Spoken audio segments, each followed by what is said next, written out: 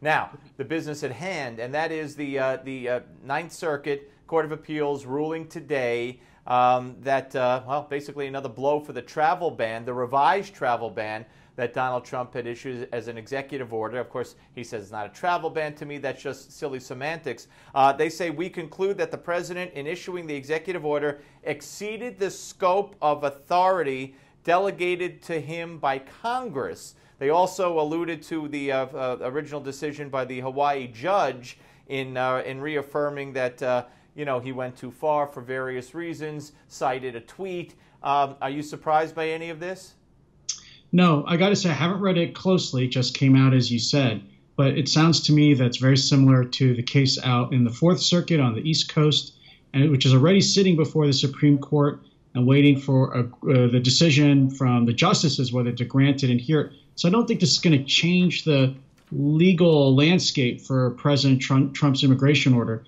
Let me stress how unprecedented, though, both decisions are, because I take it the Ninth Circuit, like the Fourth Circuit, are looking at the motives of President Trump in issuing the order. That is completely unprecedented. The Supreme Court has never allowed courts to say, let's guess at why the president issued an executive order, despite the fact that the order on its face is legal and well within the grounds delegated by Congress to regulate immigration. Well, and I agree with you 100%.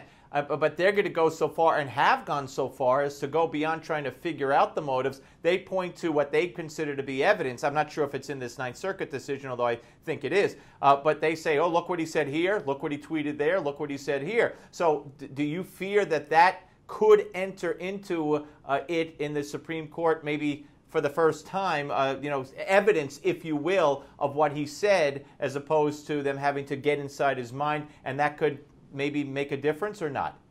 No, it's definitely what the lower court judges have been looking at, and there'll certainly be, I assume, one or two justices who will agree with that, if not more. That's opening, I think, a Pandora's box, because look at what these courts must have said.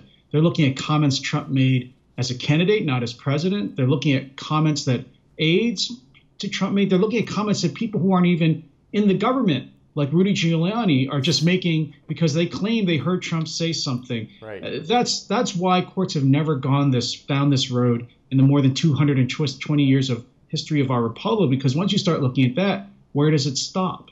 And so you would say that that the Supreme Court will rule in favor of Trump and the administration when push comes to shove?